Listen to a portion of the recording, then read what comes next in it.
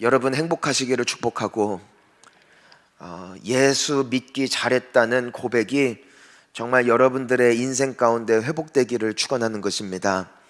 왜 예수 믿기를 잘했느냐? 교회 다니기 때문이 아닙니다. 종교를 가졌기 때문도 아닙니다. 예수님은 살아계시기 때문입니다. 살아계신 이유가 있습니다. 그분은 지금도 그분의 영으로 나와 함께 하시는데, 함께 하시는 이유가 있습니다. 그것은 우리를 살리시기 위함이고, 우리를 회복시키시기 위함이고, 우리를 도와주시기 위함인데, 그분의 영이 임한 자들마다 그 능력을 경험케 되어지는 줄 믿습니다. 그래서 우리는 가상으로 혹은 추상적으로 신앙생활을 하는 것이 아니라 실질적이시고 지금도 살아계셔서 나의 예배를 받으시고 지금도 나를 도우실 수 있는 주님 앞에 나는 예배를 드리기 위하여 이 자리 가운데 나와왔다는 것이에요. 오늘도 예배의 승리자가 되기를 소망하는 것은, 예배의 승리자는 내가 안 좋은 것이 아니에요. 내가 집중을 한 것도 아니에요. 예수님을 만난 예배가 승리한 예배입니다. 예수님을 만난 자들마다 자유가 임할 줄 믿습니다. 예수님을 만나는 예배가 되어지면은 내 마음에 평안이 임합니다. 기쁨이 임합니다. 용서가 되어집니다. 그리고 지혜가 임합니다. 기적이 나타날 줄 믿습니다.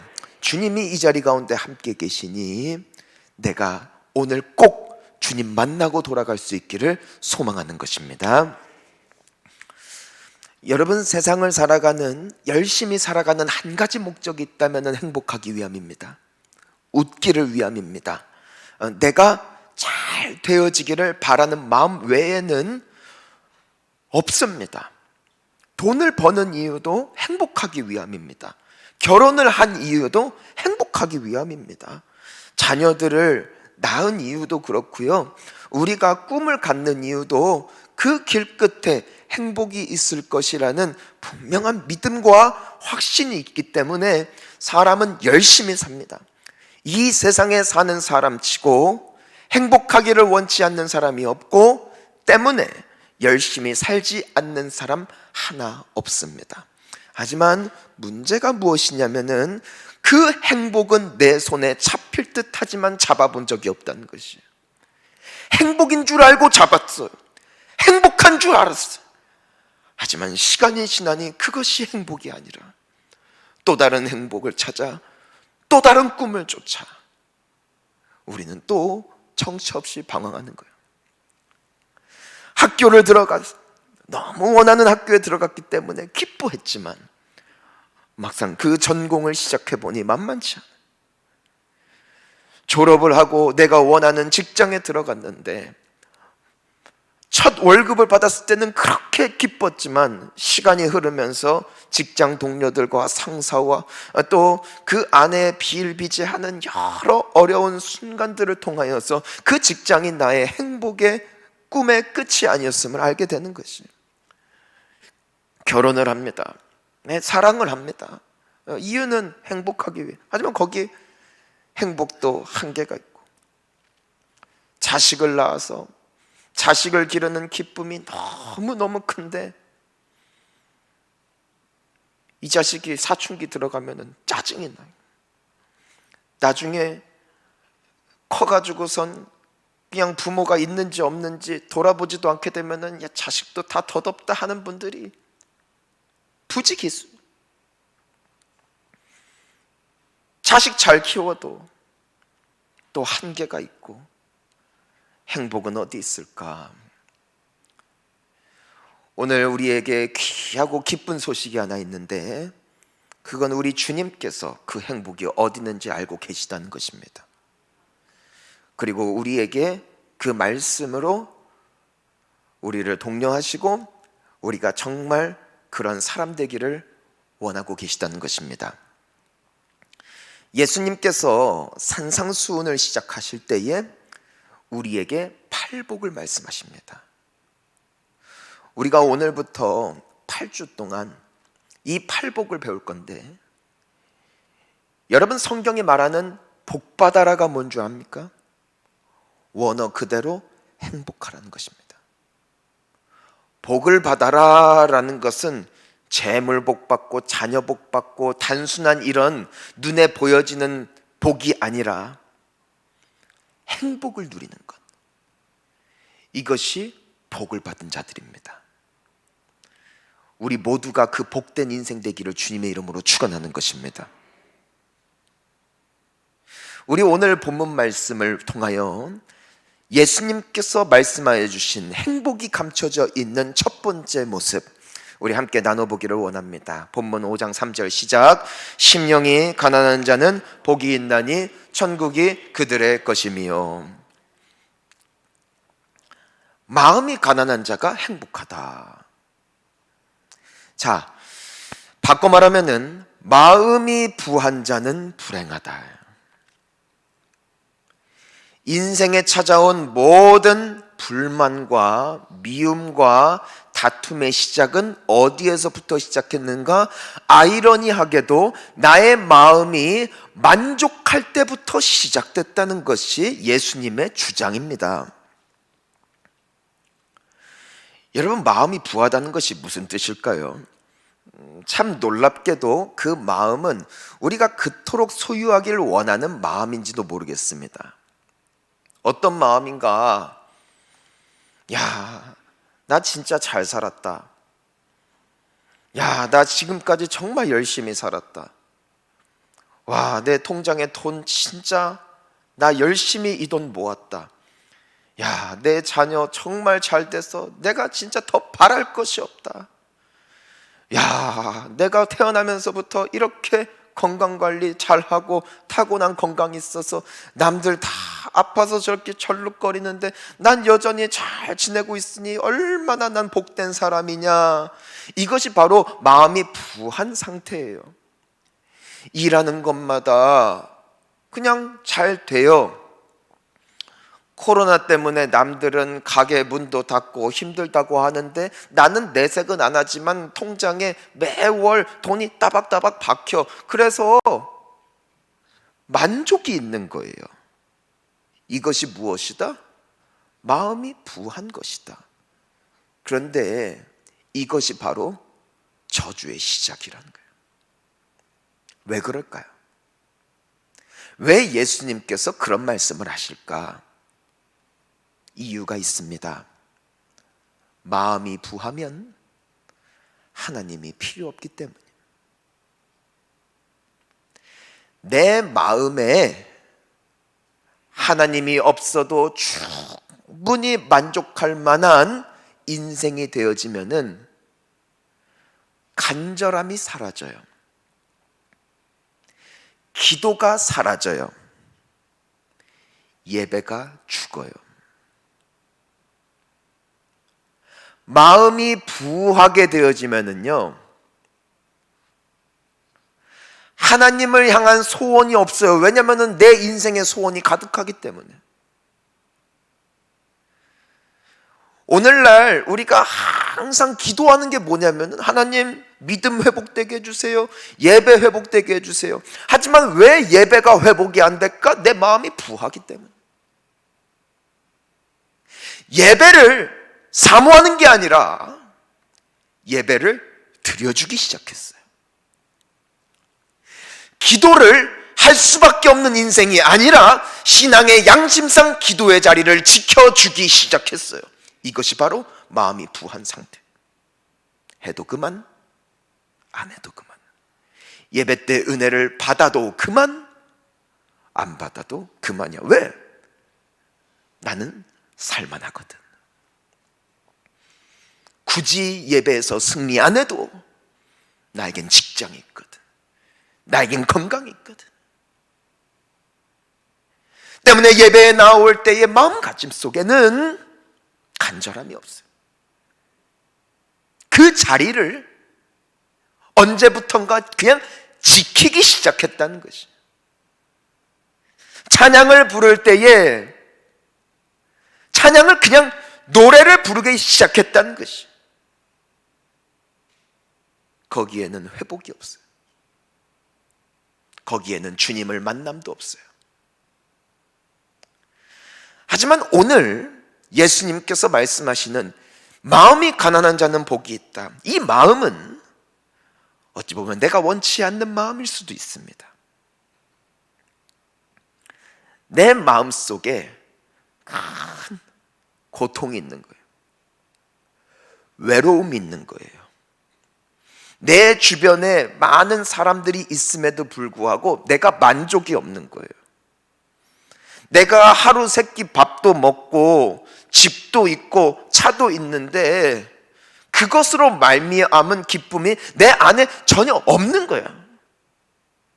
이게 아닌데 하는 거예요. 교회를 와서 예배를 드릴 때에도 항상 난 죄인 같아. 하나님 앞에 정말 너무 부끄러운 거예요. 너무 부끄러운 거예요. 나의 인생이, 나의 선택이, 나의 삶이 하나님 보시기에 너무나 수치스러워요. 우린 그렇게 살고 싶지 않죠. 그런데 예수님이 말씀하세요. 그 자들이 복 있는 자다. 왜 그럴까요?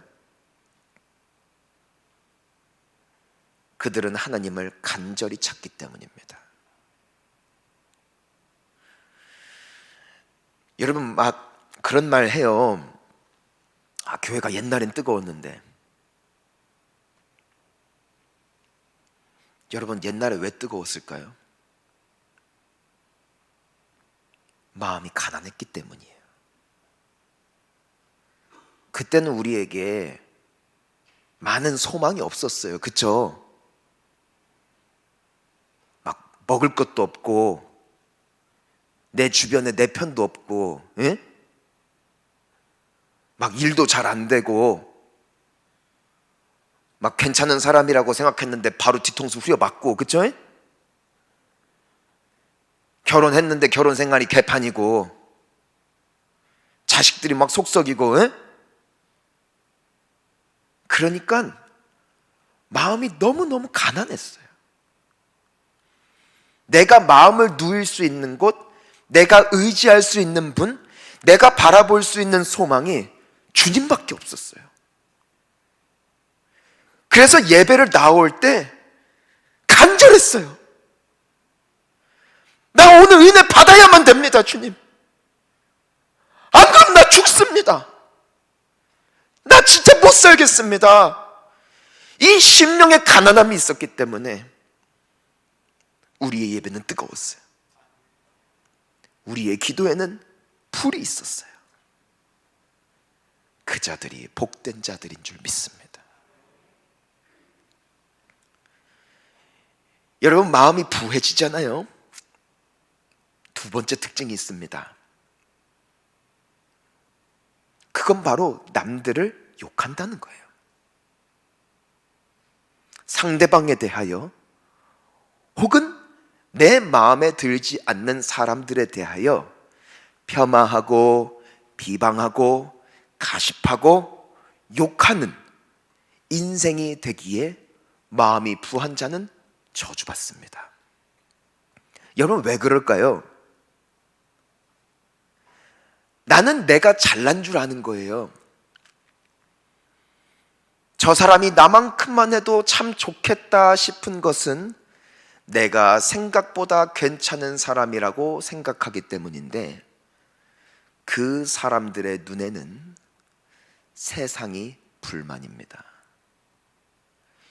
이 결정도 이상하고 저 결정도 이상하고 저 사람은 대체 이 상황에서 왜 이런 선택을 했을까 이해가 안 되고 용납이 안 되고 화가 나는 거예요. 화가 나. 그냥 화가 나. 이해를 못해. 마음이 부한 곳에는 때문에 분열이 있어요. 다툼이 있어요. 싸움이 있어요. 하지만 심령이 가난한 자는 복이 있답니다. 왜 심령이 가난한 자가 복이 있는가? 그들은 그들의 약함을 알아요. 그들은 자신이 가장 더러운 죄인임을 알아요. 정말 알아요. 때문에 떳떳하지 않아요.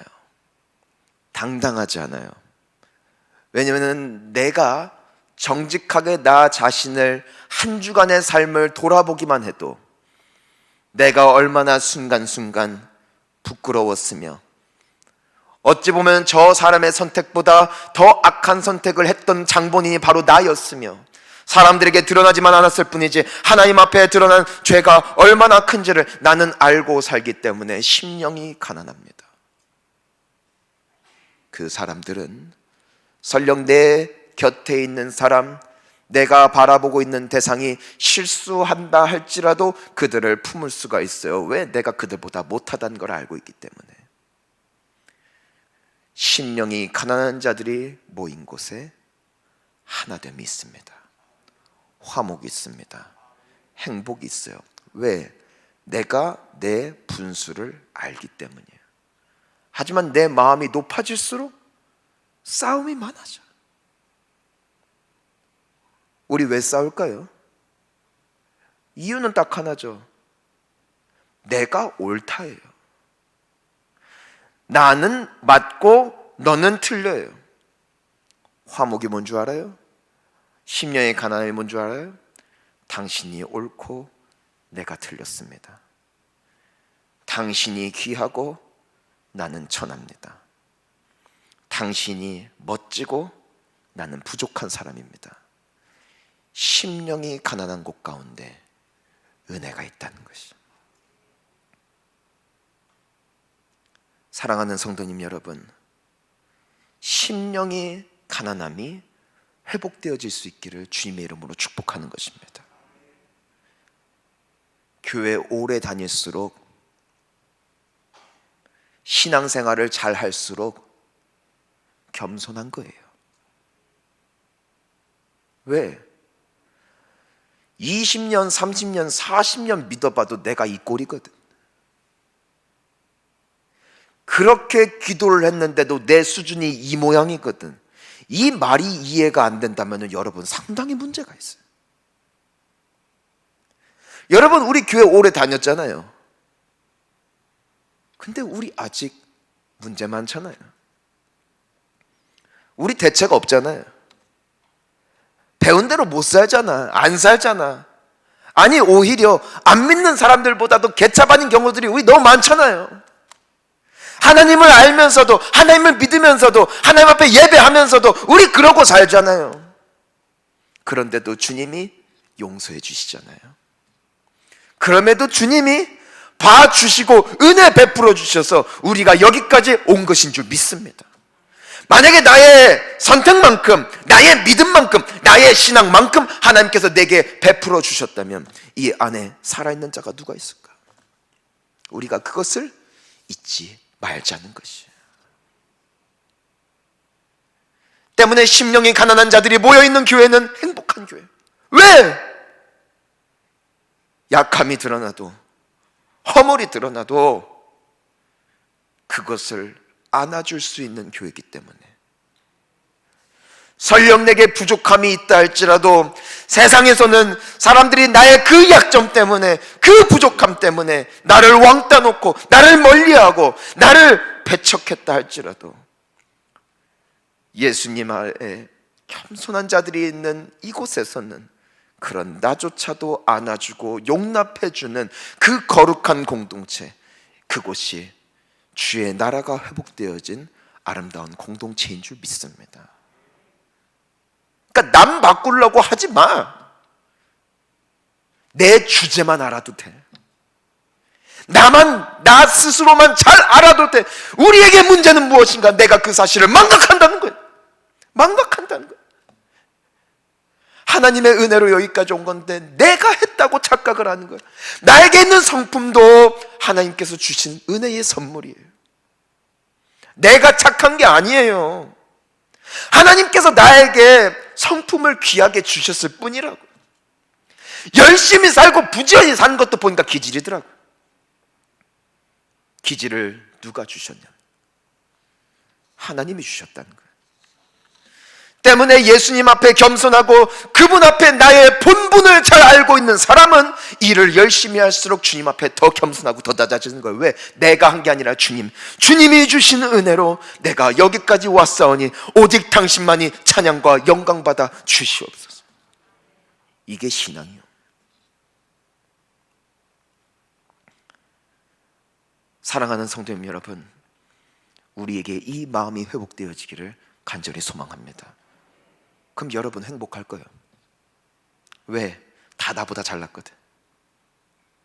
근데 그것이 나는 안 돼, 나는 바보야, 막 이런 그게 아니라 다 좋은 분들인 거라. 그렇게 보이는 거라. 천국이 가까이 오는 줄 믿습니다.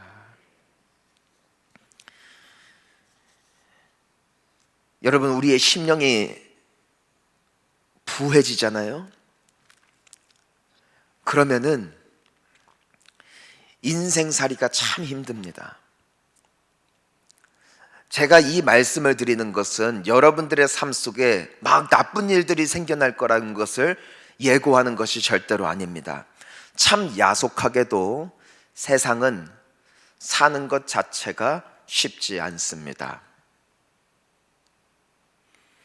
하나님께서 굳이 개입하지 않으셔도 세상은 의외로 사는 것이 쉽지 않습니다.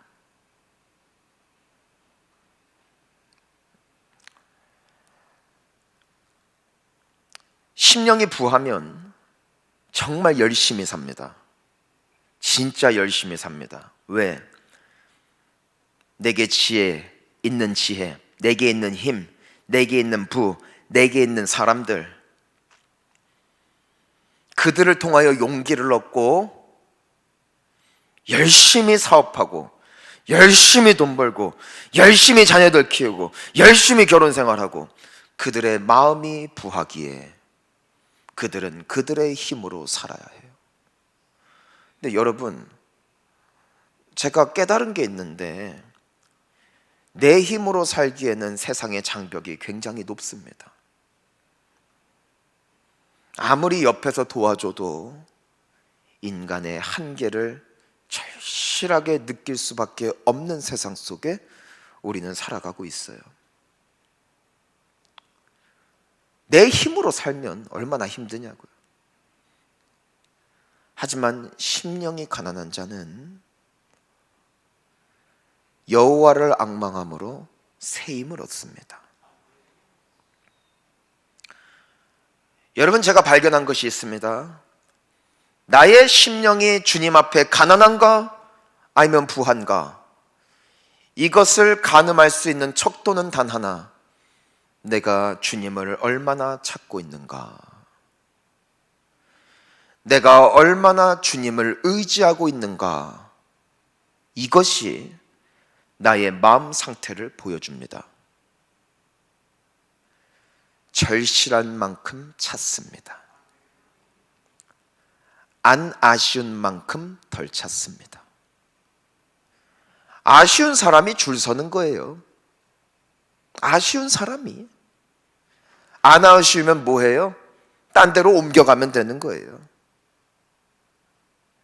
하지만 간절한 자는 주님을 찾을 것이고, 주님을 찾는 자들마다 나는 이 문제를 해결할 수 없지만 주님이 주시는 새 힘으로 그 문제들을 뛰어넘을 용기와 능력을 소유하게 되어질 줄 믿습니다. 때문에 이사야서 40장 31절 말씀을 보니까 이렇게 기록이 되어 있습니다. 우리 함께 읽습니다.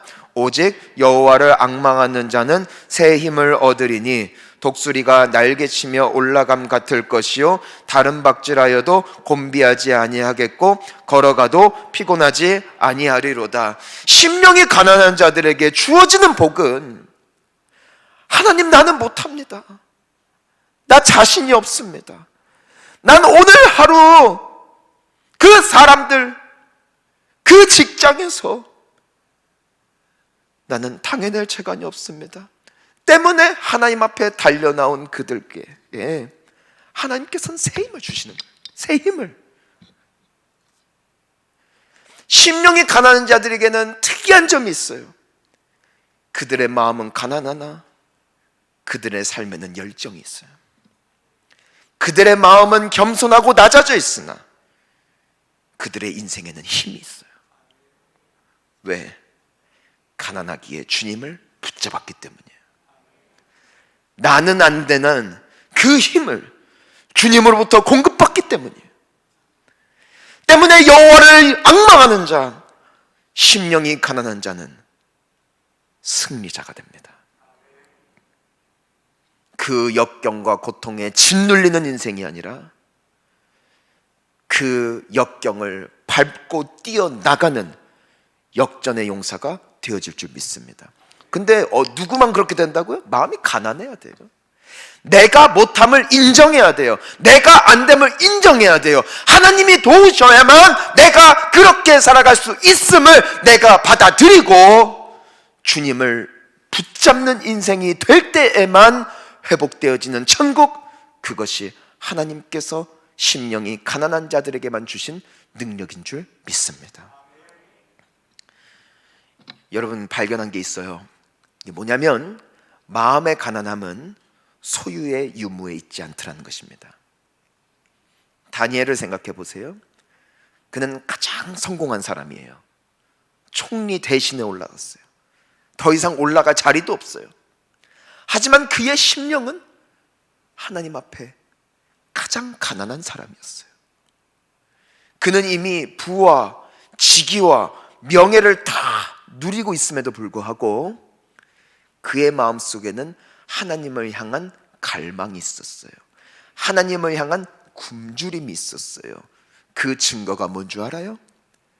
그 바쁜 일정 속에서도 하루에 3번씩 그의 집으로 돌아가 그가 떠나온 고향 예루살렘을 향하여 창문을 활짝 열어놓고 하나님 앞에 엎드려 통회했어요.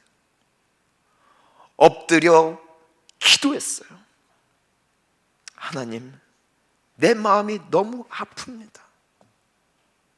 하나님의 은혜 아니면 우리 조국은 회복될 수 없습니다. 하나님, 제발 도와주십시오.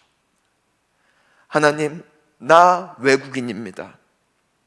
너무나 많은 위기들이 내 눈앞에 펼쳐져 있습니다.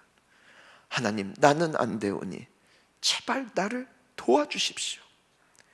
그의 마음의 가난함은 그를 복되게 만들었고 하나님께서 그와 함께 하심으로 그는 가장 아름답고 멋진 축복의 삶을 살게 되어진 줄 믿습니다. 사랑하는 성도님 여러분, 저는 여러분들의 심령이 주님 앞에 가난한 자들 될 수 있기를 주님의 이름으로 축복합니다.